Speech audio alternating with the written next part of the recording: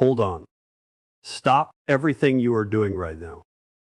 Because what is about to be shared in this video is something the biggest news stations in America do not want you to hear. Not CNN, not MSNBC, not even Fox News is giving this the attention it deserves.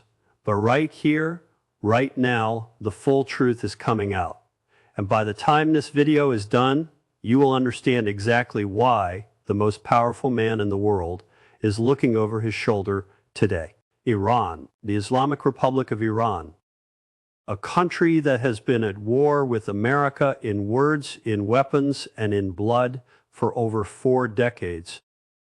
That same country has now pointed its finger directly at Donald J. Trump and made a threat so serious, so dangerous, that intelligence agencies across the world have been forced to sit up straight. This is not a rumor.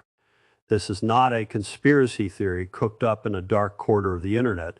This is backed by reports, by credible sources, and by a pattern of behavior from the Iranian government that goes back years.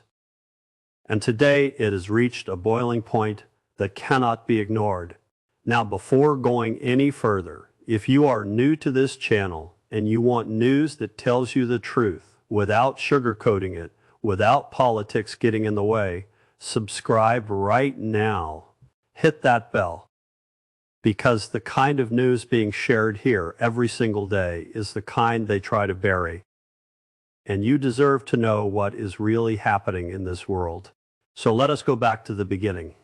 Let us understand exactly who Iran is, what they have said, and why Donald Trump, the man who calls himself the toughest president America has ever seen, is reportedly in a state of panic. This story starts long before today, but it is about to get very real, very fast. To understand why this threat is so serious, you have to understand the history between Iran and Donald Trump. Because these two did not just wake up one morning and become enemies. This hatred runs deep. This anger has been building for years, and it did not start with words. It started with blood. Cast your mind back to January 3rd, 2020. It was the early hours of the morning in Baghdad, Iraq. A black convoy of vehicles was moving through the airport road. Inside one of those vehicles was General Qasem Soleimani, the most powerful military man in all of Iran, a man so feared, so respected inside his country, that ordinary Iranians treated him like a god walking among men. He was the head of the Islamic Revolutionary Guard Corps, Quds force. He was the architect of Iran's entire military strategy across the Middle East. He was, by every definition, the most dangerous man Iran had, and Donald Trump ordered a drone strike that blew that convoy to pieces. Soleimani died on that road. And from that moment, Iran made a vow, a public vow, not whispered in secret, not hidden in diplomatic language. They said it out loud on their state television, in their newspapers, in the speeches of their leaders. They said revenge would come. They said the hand that gave the order would pay, and the hand that gave that order belonged to Donald Trump. Now, some people heard that and said it was just talk, just angry words from a grieving nation. But here is what those people do not understand about Iran. Iran does not forget. Iran does not move on. Iran plays the long game. They have patience that most Western governments cannot even comprehend. If you are still watching this and you have not subscribed yet, do it now. Because what is coming next in this story is the part that explains why American intelligence is not sleeping easy tonight. Why the Secret Service has reportedly been on high alert. And why the media, the very people paid to tell you the truth, have gone almost completely silent on this story. The threats have not stopped. In fact, they have gotten worse, much worse. And there is a reason why. Stay right there. After the killing of Soleimani, Iran did not just sit down and cry. They went to work, quietly, methodically, the way they always do. Iranian intelligence began mapping out a plan, and at the center of that plan was one name, Donald Trump. In 2020, the United States Department of Justice unsealed a criminal complaint. It revealed that an Iranian operative had been caught trying to hire a hitman inside America. The target was John Bolton, Trump's former national security advisor. The man who many believe was one of the key voices pushing for the Soleimani strike. That plot was real. It was documented. It was prosecuted. This was not a movie. This is not fiction. This was Iran reaching inside the borders of the United States of America to try and kill someone on American soil. And then it happened again. Another plot. This time, the alleged target was broader. Intelligence officials warned that Iran was exploring multiple options to settle its scores with former Trump administration officials. And sitting at the very top of that list, above everyone else, was Trump himself. Now, Trump returned to the White House in January 2025. And when he came back, he did not come back quietly. He came back with maximum pressure. He reimposed devastating sanctions on Iran. He pulled America away from any hope of a new nuclear deal. He sent military assets into the region. He made it crystal clear that his position on Iran had not softened by even 1 single degree. If anything, it had hardened. And Iran responded not with diplomacy, not with negotiation. Iranian state media, which is controlled directly by the Iranian government, began publishing content that many analysts described as barely veiled incitement. Language was used that called for Trump to face justice. Language that, when translated carefully, went far beyond political criticism. Subscribe to this channel if nobody else is telling you these things, because the information being shared here is being pieced together from sources and reports that most people never take the time to read. And it matters. It matters enormously. The question that every serious analyst is now asking is this: is Iran just talking, or is Iran actually preparing to act? And the answer to that question is far more uncomfortable than most people are ready to hear. Here is where the story gets even more serious. And this is the part that explains why the media silence is so loud. It is almost deafening.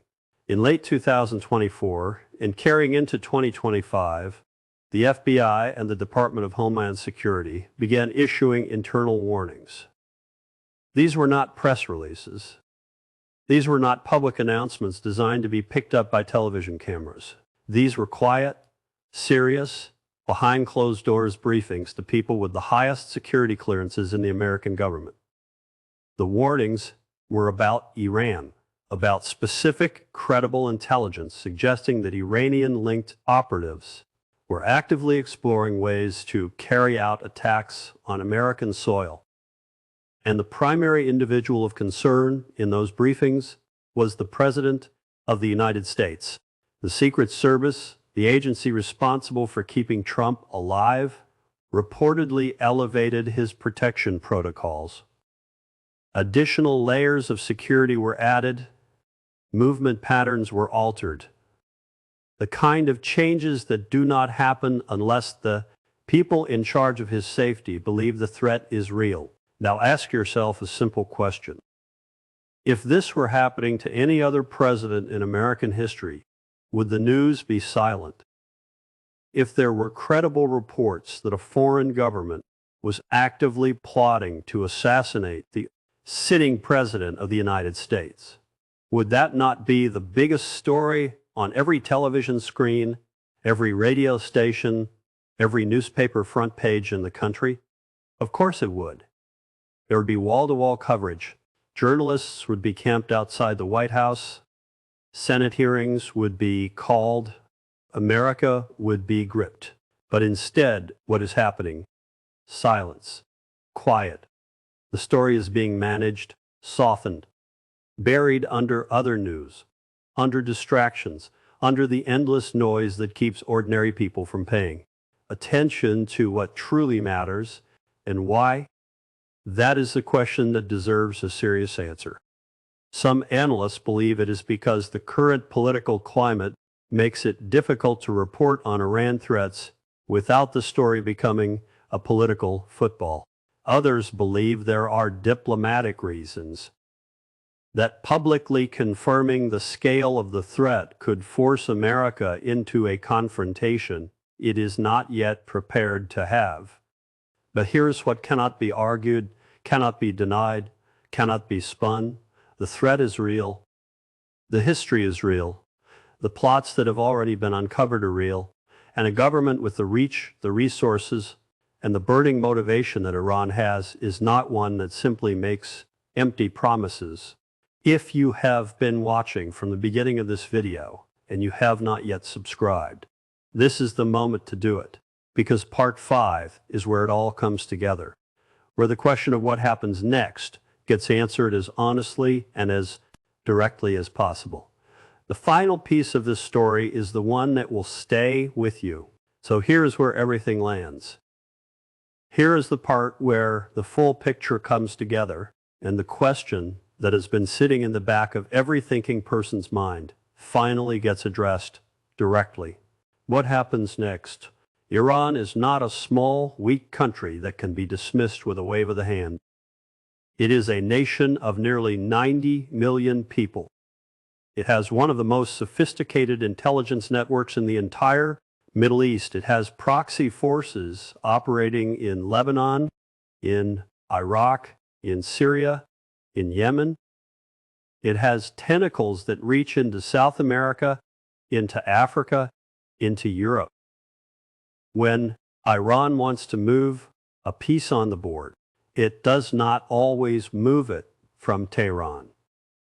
It moves it from a place nobody is watching, through a channel nobody is monitoring, using a person nobody suspects. That is what makes this threat different from the kind of threats that come from countries with no real reach. Iran has reach, Iran has demonstrated that reach, and Iran has a score to settle that in the eyes of its leadership. Has not yet been settled. Now, Trump is not sitting still either. The pressure being applied to Iran through sanctions, through diplomatic isolation, through military posturing in the region, is designed to squeeze that government until it either breaks or bends. But history has shown, decade after decade, that pressure on Iran does not always produce the result America hopes for. Sometimes it produces the opposite. Sometimes a cornered government becomes a more dangerous government. And a more dangerous government with a personal grievance against a specific individual is something that serious people must take seriously. The American people deserve to know this, not to panic, not to live in fear, but because an informed public is a protected public.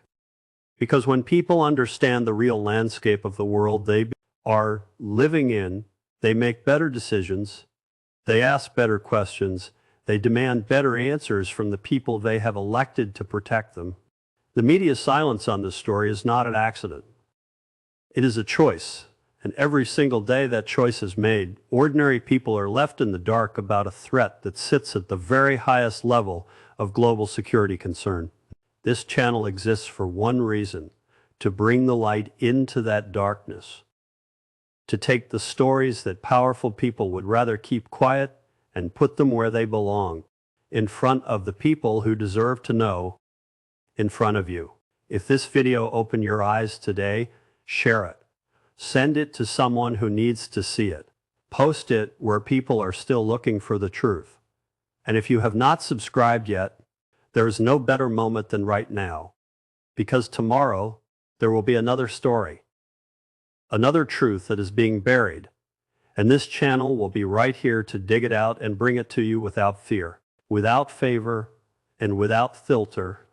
The world is moving fast, the threats are real, and the truth, no matter how uncomfortable, is always worth knowing. Stay informed, stay alert, and never stop asking questions.